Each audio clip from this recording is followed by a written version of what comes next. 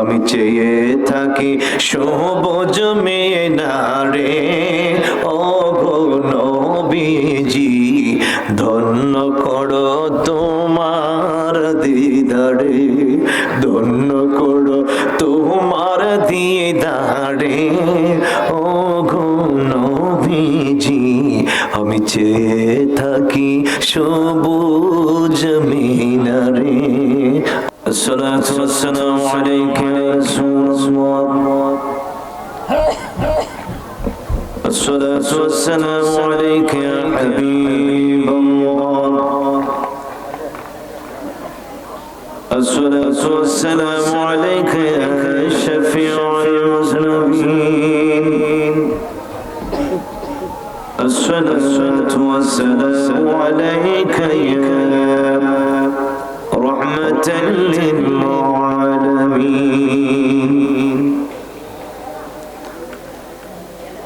الحمد لله رب العالمين والعاقبة للمتقين والصلاة والسلام على سيد الأنبياء والمرسلين الذي أرسله بالحق بشيرا ونذيرا وداعيا إلى الله بإذنه وسراجا منيرا وعلى آله وصحابه وأهل بيته وذريته وعلماء أهل سنته أجمعين সবাই আমার সাথে বলুন আউযু বিল্লাহি মিনাশ সবাই জবান খুলে খুলে ভক্তি ভরে ভরে ভরে সবাই আওয়াজ তুলে তুলে বিতাড়িত শয়তান থেকে মহান আল্লাহর কাছে আশ্রয় প্রার্থনা করে করে কণ্ঠের সাথে কণ্ঠ মিলিয়ে সবাই পড়ুন আউযু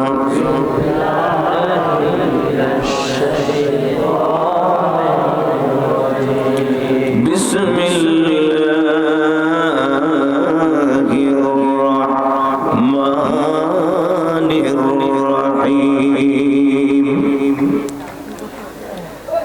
ওয়ালাউ আন্নাহুম ইয যালামু আনফুসাহুম জাআউকা ফাস্তাগফিরুল্লাহ واستغفر لهم الرسول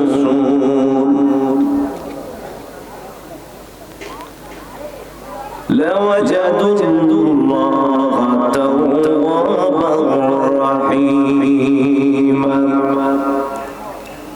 صدق الله المولانا العظيم وصدق رسوله النبي الحبيب الكريم ونحن على ذلك من الشاهدين والشاكرين والحمد لله رب العالمين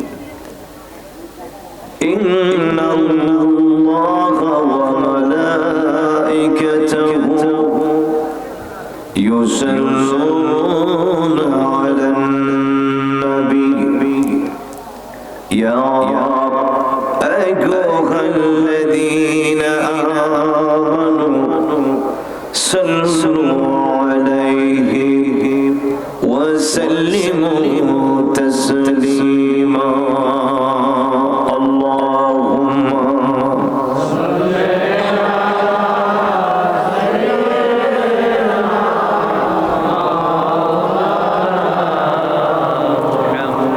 وعلى آل سيدنا سيدنا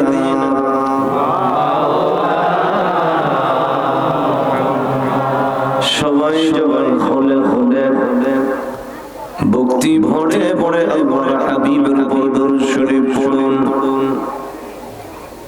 দরুদ শরীফ এমন একটি আমল, নামাজ পড়েন আল্লাহর দরবারে কবুল হইতে পারে না হইতে পারে।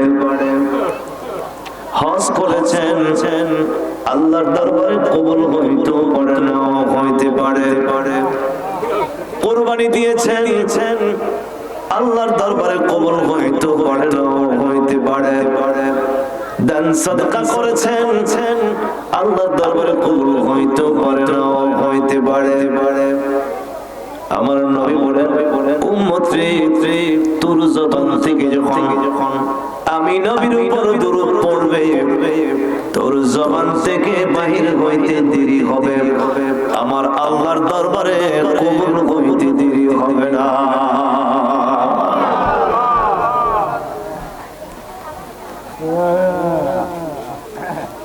ও আমার বান্দারা, আমার আল্লাহ বলবেন তুমি আমার ডাকো আমার কাছে যতটুকু ভালো লাগে তুমি নামাজ পড়ো, আমি আল্লাহর কাছে যতটুকু ভালো লাগে তুমি জিকির করো, আমি আল্লাহর কাছে যতটুকু ভালো লাগে যতই ইবাদত বندگی করো আমি আল্লাহর কাছে যতটুকু ভালো লাগে এর চাইতে আরো বেশি ভালো লাগে যখন তুমি আমার নবীর উপর দরুদ শরীফ পড়ো। আল্লাহ বলেন এটা আমার একটা প্রিয় আমল। তুমি নামাজ পড়ো আমি আল্লাহ নামাজ পড়ি না, তুমি রোজা রাখো আমি আল্লাহ রোজা রাখি না, তুমি কুরবানি দাও আমি আল্লাহ কুরবানি দেই না, তুমি মক্কায় যায়া আল্লাহর ঘরে হজ করো আমি আল্লাহ হজ করি না। তোর আমলের সাথে আমার কোনো আমলের মিল নাই। তুমি রুকু করো সাজদা করো তাসবিহ পড়ো, কোনো আমলের সাথে আমি আল্লাহর কোনো মিল নাই। তবে একটা আমলের সাথে তোমার সঙ্গে আমার মিল আছে, ওই আমলটা হলো তুমিও আমার নবীর উপর দরুদ পড়ো, আমি আল্লাহ আমার নবীর উপর দরুদ পড়ি। যে আমলটা আমার আল্লাহ করেন ওই আমলের দাম বেশি না কম? সবাই বলুন বেশি না কম? আমার নবী বলেন কত বেশি? শোনো তোমরা আমাকে ডাকবে একবার, আমি নবীর উপর দরুদ পড়বে একবার, আর আমার আল্লাহ তোমাকে মায়া করে মহব্বত করে তুমি বান্দার উপর আমার আল্লাহ দরুদ পড়বে 10 বার। শুধু তাই নয়, তুমি নবীর উপর দরুদ পড়বে একবার, আমার নবী বলেন আমার আল্লাহ তোমার প্রতি রাজি হইয়া খুশি হইয়া তোমার আমলনামা থেকে গুনাহ maaf করে দিবে 10 বার। এখন সবাই বুঝে শুনে আমার সাথে উত্তর দিবেন, আমাদের সকলের গুনাহ আছে কি নাই? আছে। আমরা যারা মাহফিলে বসেছি শুধু কেবল আমাদেরই গুনাহ আছে, যারা বাহিরে আছে তাদের কোনো গুনাহ নাই। হ্যাঁ না, গুনাহ নাই। যারা ঘরে আছে তাদের কোনো গুনাহ নাই, যারা রোডে আছে তাদের কোনো গুনাহ নাই। যদি গুনাহ থাকতো আমরা গুনাহগারেরা নিজেকে আমরা অপরাধী মনে করি, ঠিক কিনা? অপরাধীরা নিজেকে আসামি মনে করে। যখন আপনার বিরুদ্ধে কোনো মামলা মোকদ্দমা হয়, মামলায় পড়ে গেলে মোকদ্দমায় যখন পড়ে যাবেন তখন আপনার মাথায় একটা টেনশন থাকে কার কাছে গেলে আমি মামলা থেকে খালাস পাবো, ঠিক কিনা? কোন উকিলের কাছে যাব, কোন ব্যারিস্টারের কাছে যাব, কোন জজের কাছে যাব, কোন নেতার কাছে যাব, কোন এমপির কাছে যাব, কোন মন্ত্রীর কাছে যাব, কে আমার জন্য সুপারিশ করবে, জায়গা তালাশ করে, ঠিক কিনা? উদ্দেশ্য একটা, মামলা থেকে যেন খালাস পায়, ঠিক কিনা? আজকের এই মাহফিলে যারা আমরা গুনাহগার, আমি গুনাহগার বলবো এই জন্য বাবা, আপনার মাথায় টেনশন আছে, আপনি গুনাহগার, এই জন্য মাহফিলে চলে এসেছেন। আমরা গুনাহগাররা কার দরবারের আসামি? জোরে বলুন, কার দরবারের আসামি? ওই আসামিরা চিন্তা করে কোন জায়গায় গেলে, কোন কোন মানুষটার কাছে গেলে, কার কাছে গেলে আমি আল্লাহর আদালতের আসামি থেকে আমি খারিজ পাবো, মুক্তি পাবো, খালাস পাবো। একটা চিন্তা মাথায় থাকে বিদায় আরামের ঘুমকে হারাম করে দিয়েছেন, বিছানা পত্র ছেড়ে দিয়েছেন। তুমি যেমন রোডে গাড়ি বসে টেলিভিশন দেখতে পারো, আমিও রোডে গাড়ি বসে টেলিভিশন দেখতে পারি। তোমার ঘরে যেমন আরামের বিছানা আছে, আমার ঘরে আরামের বিছানা আছে। তোমার ঘরে যেমন বিদেশি কম্বল আছে, আমার ঘরেও বিদেশি কম্বল আছে। কিন্তু বিদেশি কম্বলের ভিতরে আমি ঢুকি নাই, ল্যাপটপ জাজমের ভিতরে আমি ঢুকি নাই। ফেসবুক ইউটিউবের মাথায় আমার, ফেসবুক ইউটিউবের চিন্তা আমার মাথায় নাই। ওই প্রোগ্রামগুলো ছেড়ে, আরাম ছেড়ে, বিছানা ছেড়ে আমি আসামি মনে করলাম যদি আল্লাহ দরবারে একটু খালাস পাই, নাজাত পাই, মুক্তি পাই, ওই জায়গায় যায় একটু বসলে হয়তো পারে আজকে এই মাহফিলের ওসিলায় আমাদেরকে আল্লাহ খালাস করবে, মুক্তি করবে। এই ধরনের একটা চিন্তা আমাদের মাথায় আছে কি না? এই জন্য গুনাহগারেরা এই গভীর রাতে মাহফিলে বসে আছেন, কষ্ট করে শীতের রাতে আরামের বিছানায় যায় নাই। একটাই মাত্র উদ্দেশ্য, আমরা গুনাহগার। যদি আজকের এই বসা, আজকের এই আশা আল্লাহর দরবারে কবুল হয়ে যায়, হয়তো পরে আমার আল্লাহ আমার মহা বড় গুনাহগুলো ক্ষমা করতে পারে। ক্ষমা করার ক্ষমতা আমার আল্লাহর আছে কি নাই? কি বলেন, আছে কি নাই? এই জন্য বলবো, গুনাহগার যদি থাকেন আশেপাশে রে বাবা, নেককার রে বলবো না। নেককার যারা আছেন নাকে তেল দিয়ে আরামে ঘুমান, আপনার কোনো টেনশন নাই। নেককার যারা আছে মাহফিলে আসার দরকার। নিজেকে যদি নেককার মনে করেন, নিজেকে যদি পরহেজগার মনে করেন, নিজেকে যদি আপনি পুণ্যবান মনে করেন, ভালো মানুষ মনে করেন, ও বাবা অনুরোধ করবো, আমরা খারাপ মানুষ, আমরা গুনাহগার মানুষ। আপনি পুণ্যবান নেককার, এই গুনাহগারদের সঙ্গে আসার দরকার নাই, বসারও দরকার নাই। আপনি বাবা আরাম করেন, আরামের বিছানায় লেপ তুসুক দিয়ে আপনি ঘুমান, কম্বল দিয়ে ঘুমান, আমাদের কোনো চিন্তা নাই। কারণ আপনার কোনো টেনশন নাই, বিপদ নাই, মুসিবত নাই, কারণ আপনার কোনো গুনাহ নাই। ঠিক না? ঠিক না? আপনি বাবা নাকে তেল দিয়া সুন্দর করে আরাম করুন। যদি একটা গুনাহগার আশেপাশে থাকো, আমি বলবো বাবা আজকে একটা সুবর্ণ সুযোগ, সবাইকে নিয়ে একটু দোয়া করবো। আল্লাহ তিন শ্রেণীর মানুষের দোয়া ফিরে দেয় না। কয় শ্রেণীর মানুষের দোয়া? তিন শ্রেণীর মানুষের দোয়া আল্লাহ ফিরে দেয় না। এক নম্বর হচ্ছে মুসাফিরের দোয়া। সুবহানাল্লাহ বলুন। কার দোয়া? মুসাফির যখন দোয়া করে আল্লাহর দরবারে সাথে সাথে এটা কবুল হয়ে যায়, ফিরে আসে না। সুবহানাল্লাহ বলুন না। আমি তো মুসাফির, আমি কি মুসাফির, আপনাদের কি নিয়ে দোয়া করব? আমারও আশা, আমারও বিশ্বাস, আল্লাহ তোমার এই প্রেমিক আশিক বান্দাগুলো মাহফিলে বসা আছে, আমি মুসাফিরের দোয়া তুমি ফিরাইয়া দিবে। আপনাদেরকে নিয়ে একটু দোয়া করব। দোয়ার দরকার আছে কি নাই আমাদের? কে বলেন আছে কি নাই? এই দোয়াটা আল্লাহর দরবারে কবুল হবে। কেন? আল্লাহর হাবিব বলেছেন মুসাফিরদের দোয়া আল্লাহ ফিরাইয়া দেয়। যাদের দোয়ার দরকার আছে তারা মাহফিলে আসবেন, আর যাদের দোয়ার কোনো দরকার নাই, আপনার রিজার্ভ ফান্ডে অনেক দোয়া আছে, আপনি আর এখানে আসার দরকার। আরে অভাবী মানুষের একজন আরেকজনের কাছে যায়, ঠিক না? যাদের কোনো অভাব নাই সে কি আরেকজনের কাছে যাওয়ার দরকার আছে? আপনি অভাবী না, আপনার দোয়ার কোনো প্রয়োজন যাদের দোয়ার প্রয়োজন আছে তারা আসবেন। আল্লাহ রাসূল বলেছেন দোয়া তাদের কবুল হয় তাড়াতাড়ি যারা মুসাফির। দুই নম্বর মাজলুম ব্যক্তিদের দোয়া আল্লাহর দরবারে কবুল হয়। মাজলুম বুঝে যার উপর অত্যাচার করা হয়েছে, অবিচার করা হয়েছে, নির্দোষ মানুষটাকে দোষী বানায়া তাকে মাজলুম করা হয়েছে, তার উপর অত্যাচার করা হয়েছে বিনা কারণে, বিনা অন্যায়, এটাকে বলা হয় মাজলুম।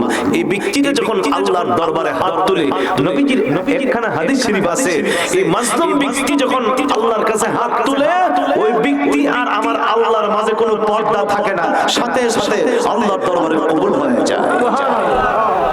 এই জন্য বাবা কাহার উপর অন্যায় ভাবে অত্যাচার করার চেষ্টা করবেন না, কাহার বদদোয়া নেওয়ার সুযোগ করে দিবেন না। যদি বদদোয়া দেই, আমার রাসূল বলেছেন ওই বান্দাটা আর আল্লাহর মাঝখানে কোনো পর্দা থাকে না। মাজলুম ব্যক্তি বদদোয়া দিতে দেরি হয়, আল্লাহর দরবারে কবুল হইতে দেরি, বিপদে পড়ে যাবে, মুসিবতে পড়ে যাবে। এই জন্য কাহারও যদি সাহায্য করতে পারেন, উপকার যদিও না করতে পারেন, কেউ আপনাকে বদদোয়া দিবেন এমন ধরনের কোন পরিস্থিতি যেন আপনার দ্বারা না হয়।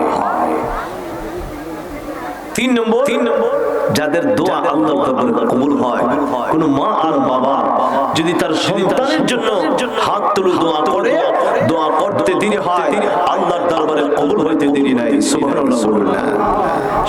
সুতরাং আজকে অনেক মা অনেক বাবা এখানে বসা আছে কি নাই?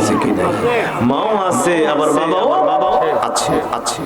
সন্তানের জন্য দোয়া করা হবে। ও সন্তান, মা বাবা তোমার জন্য দোয়া করবে। আরে ও সন্তান, তুমি যদি তাদের দোয়ার সাথে তুমি অংশগ্রহণ করতে পারো, তাদের দোয়ার উসিলায় আল্লাহ তোমাকেও কবুল করবে। সুবহানাল্লাহ। সুতরাং আমাদের প্রত্যেকের দোয়ার প্রয়োজন আছে কি নাই? আমার রাসূল বলেন যারা মাহফিলে বসে আমি নবীর উপর দোয়া দুরূদ পড়বে, আল্লাহ পাক তাদের প্রতি এত খুশি হবে, এত রাজি হবে, আমার আল্লাহ একদিকে তাদের উপর রহমত বর্ষণ করবে, অপর দিকে তাদের আমলনামা থেকে গুনাহ মাফ করে দিবে। যে নবীজির উপর দুরূদ পড়লে গুনাহ মাফ হয়, যে নবীজির উপর দুরূদ পড়লে রহমত নাযিল হয়, সেই নবীর উপর আমরা দুরূদ পড়তে চাই কি চাই না? মুহাব্বতের আওয়াজে বলুন চাই কি চাই না? তাহলে সবাই মুহাব্বতের আওয়াজ উচ্চ আওয়াজে সবাই পড়ুন আল্লাহুম্মা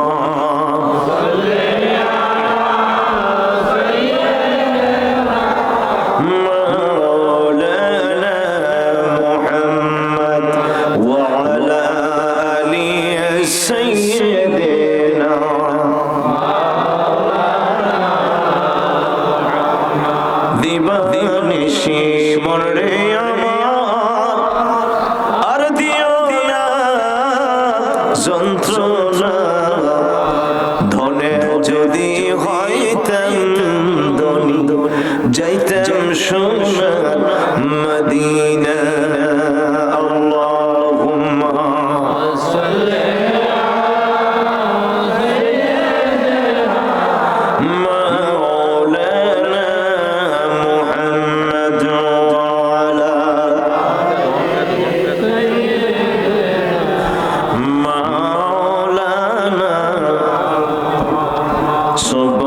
সুবহানাল্লাহ ওয়ালহামদুলিল্লাহ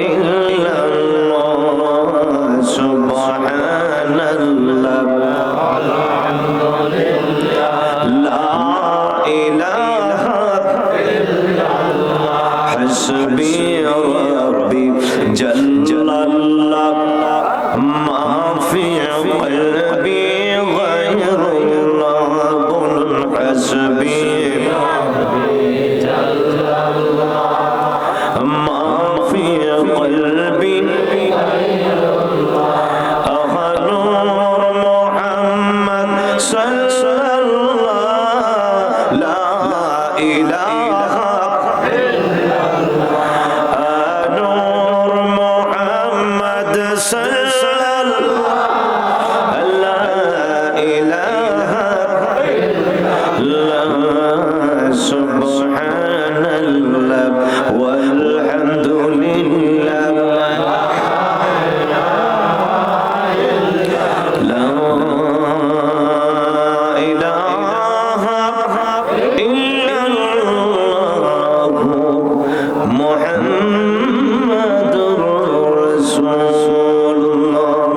sallallahu alayhi wa sallam Allahumma salli wa sallim wa barik ala sayyidina Muhammadin wa barik alayhi Saidpur আহলে সুন্নাত ওয়াল জামাতের উদ্যোগে ও কবরবাসীদের স্মরণে নরসিংসার দরবার শরীফের বক্তবৃন্দ ও আশিকিন জাকিরিন মুহিব্বিনদের কর্তৃক আয়োজিত এই 33তম বার্ষিক ইসালে সওয়াব মাহফিলের মুআজ্জাজ মুকাররম মুহতারাম সদর জলসা আমার ডাইনে বামে দুইজন সভাপতি বসা আছেন মাওলানা আবুল হোসেন নকশবন্দি সাহেব বলুন আমিন আমিন আরেকজন মাওলানা সাইফুল্লাহ সিদ্দিকী দুজন আমার স্নেহের মাওলানা আমি খুশি হলাম আলেম ওলামাদেরকে সভাপতি দেওয়া আজকে সমাজ পরিবর্তন হয়ে গেছে স্টেজটা হলো আলেমের সভাপতি হইল একজন দাড়ি ছাড়া মানুষ আছে না রেখা এটা করা যাবে না এই এলেমানা পরিবেশে মাহফিলের কোরআনের পরিবেশে যাকে মানানসই হয় তাকেই দিতে হবে ঠিক না একবার টাকা আছে পয়সা আছে মেম্বার হইছে চেয়ারম্যান হইছে দাড়ি নাই মুছ নাই নামাজ নাই রোজা নাই দাঁড়ায় মুতে হেই বেটা রাইনা বানাই দিছে আসিনি রে না সুনামগঞ্জ নাই আমাদের ব্রাহ্মণবাড়ি আছে ওই বেটা একটু টাকা দে এইজন্য তারা কি বানাই দেয় সভাপতি মাশাআল্লাহ আজকে দুইজন টাকা দিয়ে হইছে না আল্লাহ তাদের ইজ্জতে তাদেরকে সভাপতি বানাই দিয়েছে বলুন সুবহানাল্লাহ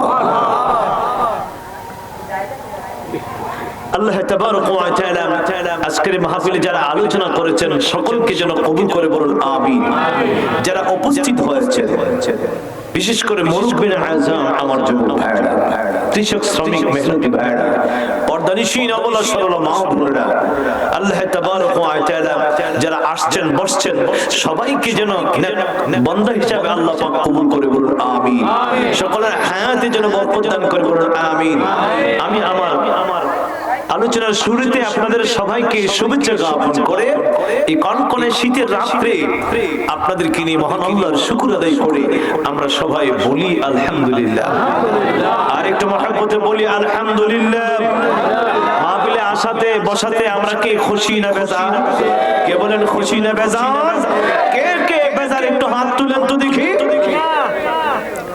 মাশাআল্লাহ মাশাআল্লাহ সবাই বলুন মারহাবা আর একটু জোরে বলুন মারহাবা অত্যন্ত খুশি হয়ে গেলাম রাত্র 12টা প্রায় এখনো মানুষের জুশও আছে খুশও বোঝা গেল লাইন ক্লিয়ার আছে সবুজ সিগন্যাল গ্রিন সিগন্যাল যেটাকে বলা হয় সবুজ বাতি রেল লাইন যাদের পাশে আছে এরা বুঝে যদি সবুজ বাতি থাকে গাড়ি ডাইরেক্ট চলবে আর লাল বাতি থাকলে গাড়ি ব্রেক সামনে যাবে গেলে কি হবে অ্যাক্সিডেন্ট হবে বিপদ হবে দুর্ঘটনা হবে আপনারা একটা গ্রিন সিগন্যাল দিয়েছেন সবুজ বাতি দিয়েছেন আমার আশা সঞ্চার হয়েছে যে না যতক্ষণ দোয়া না করি ততক্ষণ পর্যন্ত আপনারা মনোযোগ সহকারে বসে থাকবেন বলুন আমিন আর একটু জোরে বলুন আমিন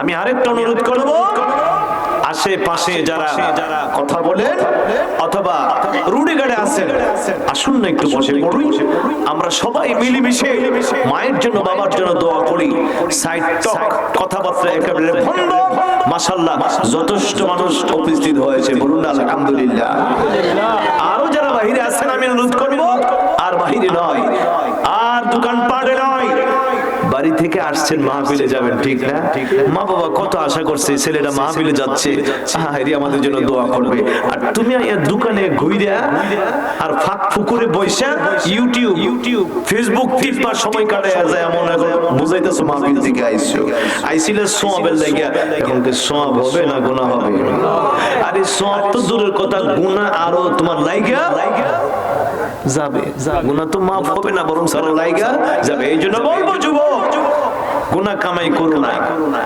গুনাহ নিয়ে যাইও না। আসো আমরা সাথে, আমরা গুনাহগাররা বসে গিয়েছি, সব গুনাহগাররা একসাথে তাওবা করে আল্লাহর কাছে ক্ষমা চাবো। ওই তোমার এই উসিলায় তোমার গুনাহ আমার আল্লাহ ক্ষমা করতে। আমাদের জীবনে গুনাহ আছে কি নাই? কে গুনাহ আছে কি নাই? আমাদের জীবনে গুনার তো কোনো অভাব নাই, গুনার কোনো অভাব। আমরা এমন কোনো গুনাহ নাই যে গুনাহটা আমরা করি না। মিথ্যা বলি, সুদ খাই, মদ খাই, ঘুষ খাই, চুরি করি, জিনা করি, ব্যভিচার করি, রাহাজানি, মারামারি, কাটাকাটি, এমন কোন অপরাধ নাই যে অপরাধ আমাদের মাঝে। আল্লাহ বলেন এরপরও আমি তোদেরকে ভালোবাসি। সুবহানাল্লাহ। এরপরও ও গুনাহগার, তোমাদেরকে আমি পছন্দ করি, মায়া করি। কেন জানো? আমার আল্লাহ বলেন হাবিব, আপনি তো আছেন তাদের মাঝে। সুবহানাল্লাহ। নবী গো, আপনি আছেন বিদায় আমি আল্লাহ গুনাহ করার পরেও তাদেরকে কহর গজব আযাব দিয়ে আমি ধ্বংস করি। আগের নবীর উম্মতেরা গুনাহ করতে দেরি হতো, আযাবের মধ্যে পড়তে দেরি হতো। কোন জাতিকে আমার আল্লাহ জমিন উল্টায়া পাহাড়ের চাপা দিয়া মাইরা ফেলছে। কাউকে ব্যাং বানাইছে, কাউকে আবার শুকুর বানাইছে, কাউকে আমার আল্লাহ তাবারক ওয়া তাআলা বানর বানায়া দুনিয়ার জমিন থেকে উৎখাত করে দিয়েছে। কিন্তু আমরা এত অপরাধের পরেও, আমার আল্লাহর এত হুকুম লঙ্ঘন করার পরেও আমার আল্লাহ আমাদের প্রতি নারাজ হইয়া দুনিয়ার জমিন থেকে আমাদেরকে উঠায়া দেয়। তিনি কত মেহেরবান, তিনি কত মেহেরবান আমাদের প্রতি, কত দয়া। কেন? ও হাবিব, আপনি তো রাহমাতুল লিল আলামিন, আর আমি হইলাম রব্বুল আলামিন। রব্বুল আলামিন আর রাহমাতুল লিল আলামিন, রব্বুল আলামিনের বান্দা, রাহমাতুল লিল আলামিনের উম্মত যখন দুই জায়গার মাঝখানে থাকবে, ওদেরকে কেমন করে আমি আল্লাহ ধ্বংস করে দিব? জোরে বলুন সুবহানাল্লাহ।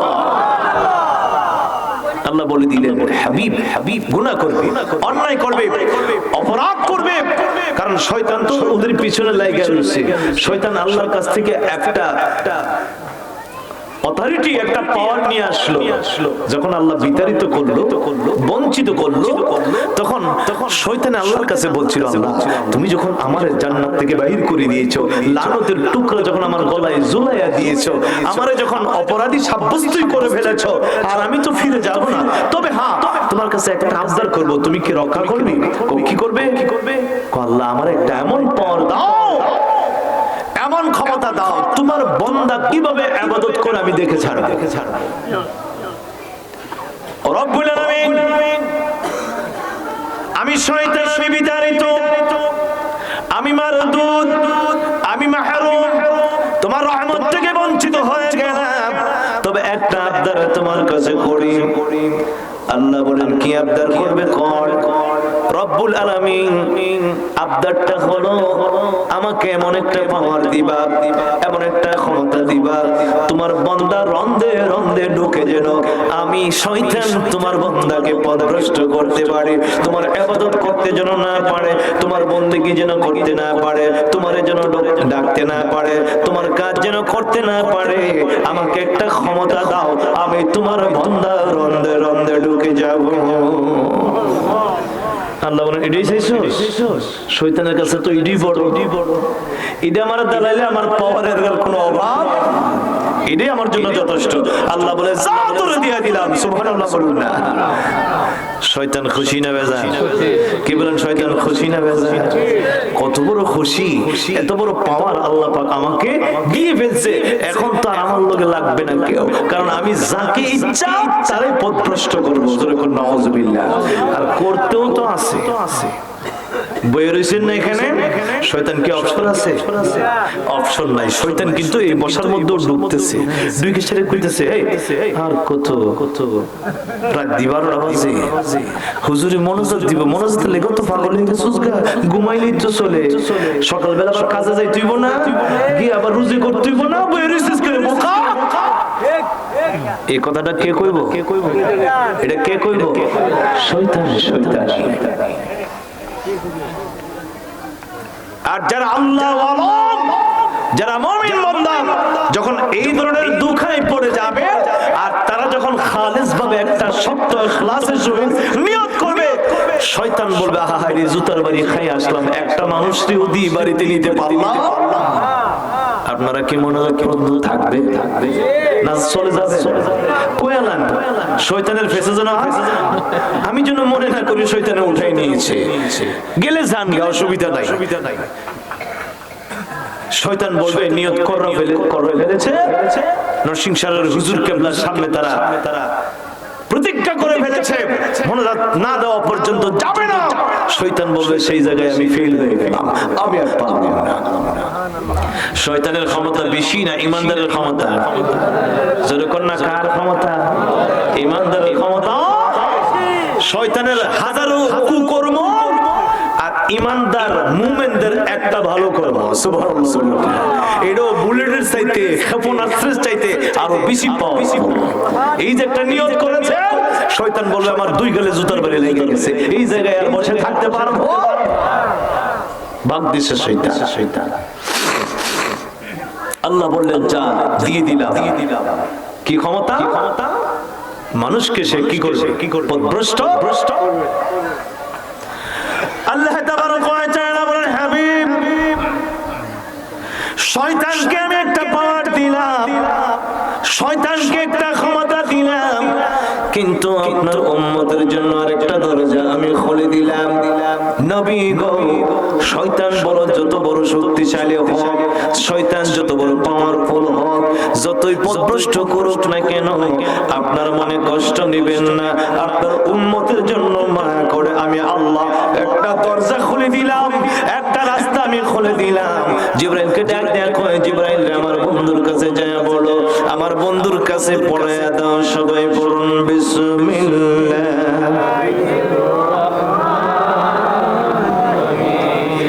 قل يا عبادي الذين أسرفوا على أنفسهم لا تقنطوا من رحمة الله إن الله يغفر الذنوب جميعا।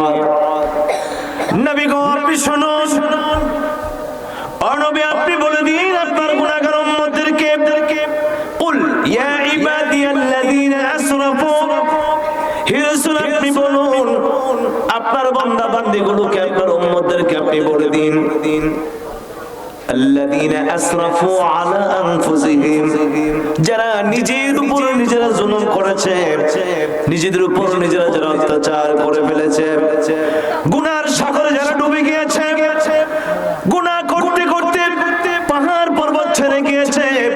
হাবিব ওগো আমার মাহবুব, আপনি নবীর খাতিরে আমি আল্লাহ তাদের জন্য একটা দরজা খুলে দিলাম, আমি তাদেরকে ঘোষণা দিয়ে দিলাম লা তাকনাতু মির রাহমাতিল্লাহ, তারা যেন আল্লাহর রহমত থেকে নৈরাশ না হয়। আল্লাহর রহমত থেকে নৈরাশ। শয়তান তুই আমার বান্দাকে, আমার বান্দীকে নেক থেকে, অন্যায় থেকে, অপরাধ থেকে তুই ফিরায় রাখবি। 3 বছর 5 বছর 10 বছর 50 বছর 60 বছর তুই ইবাদত থেকে ফিরায় রাখলে, আমার এই বান্দাটা 60 বছর পরে, 70 বছর পরে, 80 বছর পরে, 100 বছর পরেও বুঝতে পেরেছে তুই ধোঁকা দিয়েছস, তুই তারে ধোঁকায় ফালাইয়া, চক্রান্তের মধ্যে ফালাইয়া আমার আল্লাহ থেকে তুই দূরে রাখলে, 100 বছর পরে যদি আমার বান্দাটা বুঝতে পারে আমি আল্লাহর কাছে গফুরুর রহিম বলে ক্ষমা চাই, রহমানুর রহিম বলে আমি আল্লাহকে ডাক মারতে দেরি হবে, আমি আল্লাহ তাদের গুনাহ মাফ করতে দেরি হবে না। গফুরুর রহিম নামের তোমার আল্লাহ, আল্লাহ রহমানুর রহিম আল্লাহ, আল্লাহ